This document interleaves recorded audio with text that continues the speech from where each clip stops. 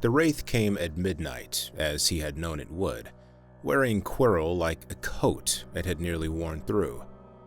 Harry watched from the dark at the edge of the chamber and let it happen for a while, let the stammering man stand before the gold mirror and plead with it and rage at it, turning the glass this way and that, demanding it give up what it would only give to a kind of heart he did not have and would never grow. It was almost pitiable, the thing that had unmade his parents, reduced to a frightened scholar begging a mirror for a stone it had already quietly surrendered to a child. Harry felt the scar sing as the passenger's attention swept the room, and he felt it find him in the dark and pause. And that pause was the most interesting thing that had happened to him in his whole life. So he stepped out of the shadow into the cold mirror light and let it look. It looked through the borrowed eyes and the borrowed terror, and Harry felt the weight of an attention older and colder than anything the Dursleys had ever turned on him, an attention that had killed and would kill, reaching out to take his measure, and reaching where it had expected to find the soft, frightened thing all children were, the thing it had broken 1,000 times before. Its attention came down on him like a hand laid on a stair it expects to find rotten, and finds instead made of iron. He felt it stop, he felt it reconsider, and in that reconsidering, in the half-second where the most dangerous thing in the world paused to wonder what the boy in front of it actually was, Harry understood that he had been right about everything, and that the long, patient game he had drawn up in the library with the snow coming down was not a child's fantasy, but a thing that could be done, because the master had just for one instant treated him as a question instead of a possession, and a question is the first thing you ask of an equal. Then the talking began, the offers, the old seductions, the together we could, the promise of his parents back and power shared, and the whole tired liturgy the thing trotted out for everyone, not understanding yet that it was wasted here, that you cannot tempt a boy with a throne by offering to share it. Harry let it talk. He had learned the value of letting a thing believe it was the one doing the persuading, and while it talked, the man it rode came toward him, because the wraith had decided at last that if the mirror would not give up the stone to its pleading, perhaps the boy would give it up to its hands. Quirrell reached for him, and here was the thing Harry had read about and not quite believed. The old buried protection, the magic his mother had spent her death to lay over his living skin, that the wraith's touch could not bear him. The instant Quirrell's fingers closed on Harry's arm, the man screamed, and the flesh of his hand blistered and smoked as though it had closed on a brand.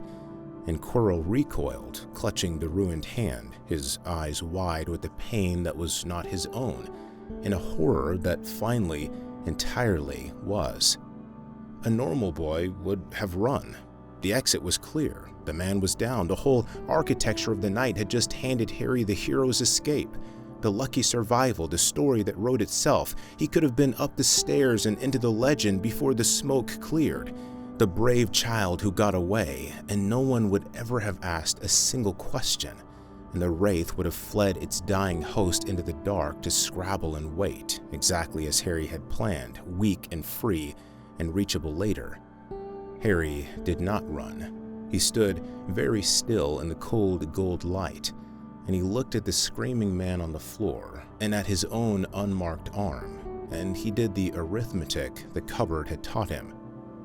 A wraith that fled would leave a body behind it, a living body, a man who had stood in this room and seen the boy who lived walk to the forbidden mirror in the dark with no fear in him at all, a man who, like the sixth year, would leak, who would wake in a hospital bed if he woke at all, and say in a small ruined voice that the Potter boy had been afraid, had not run, had watched. He had been clumsy once this year, and learned that power witnessed was power half undone. He did not intend to be clumsy twice. So Harry knelt instead of running, beside the man whose touch was agony to itself, and he took Quirrell's burning hand in both of his own, and he held on. It was the protection that did it. He only chose to use it. His mother's last love, the magic that made his skin unbearable to the thing in the room, was the instrument, and he turned it deliberately with the cold steadiness he had been cultivating all year, from a shield into a hand laid over a mouth. He held the burning grip while the man convulsed and the flesh charred and the wraith shrieked and tore itself free of the failing body and fled past Harry's face like a cold wind out of an open grave, and he did not let go until there was nothing left in his hands worth holding, and the only mouth that could have told the truth of that chamber had stopped forever being able to. He did not feel the rush he had once half expected back at the start of the year, before he had learned how little of him ran warm. He felt the cold gold light and the weight of the stone in his pocket, in his own 2 unburnt hands, and a great quiet settling over the chamber like snow over a lake. Whether the steadiness that had let him kneel and hold and wait was his own coldest center, or the cold thing he carried reaching again for a cruelty it already knew, he did not ask. He had stopped asking. The not asking had become, over the long white year, the most comfortable room in him, and he saw no reason ever to leave it. It would be a long time before anyone wondered whether the boy or the passenger had reached first for that grip, and by the time the question could be asked aloud, there would be no one left alive withstanding to answer it.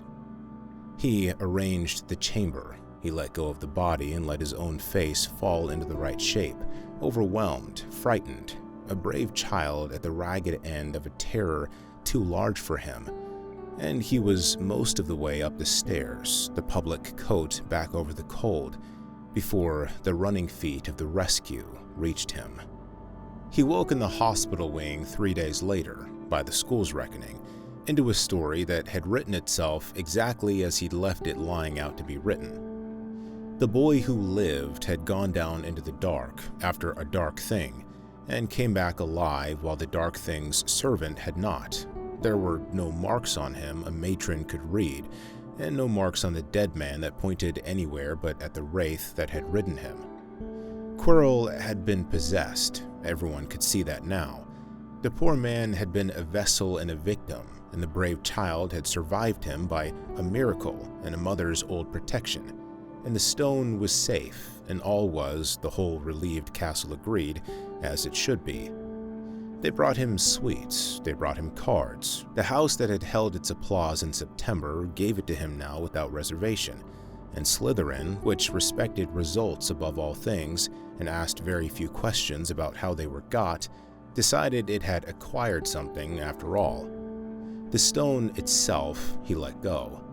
He had carried the most coveted object in the world out of the dark in his pocket, and felt nothing in him reach to keep it. A thing that promised endless life held nothing for a boy who had never once been attached to his own, and he let it go back into safekeeping with the year's other relics, the first of many deathless things he would decline to want. Hermione Granger came on the second day when the ward was empty, and stood at the foot of his bed, and did not bring sweets. She had got most of it, not the truth. The truth had no name an 11-year-old keeps ready, but the shape around the truth, the outline of the thing by the space it displaced. She had mapped the same autumn he had mapped. She had watched the same corridor and the same limping professor, and she had come by her own careful ledger to a place very near the one no one else in the castle had reached, which was the simple refusal to be comforted out of what she had seen.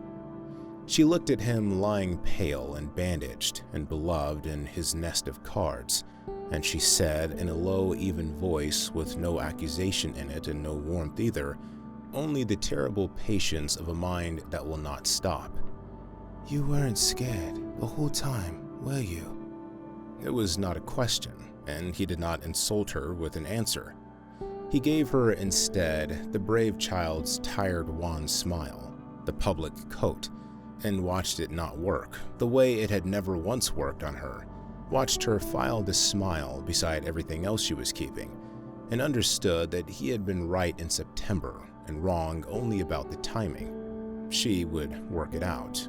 Not soon. But she was the one mind in the castle pointed the same way as his, and she was, alone among all of them, entirely unwilling to look away. And that made her, he thought, watching her turn and go, the most dangerous and the most interesting thing the year had given him. And he let her walk out of the ward alive, and told himself it was because she was no threat yet, and did not examine the telling. Dumbledore came last in the evening, when the light through the high windows had gone the color of a cooling coal.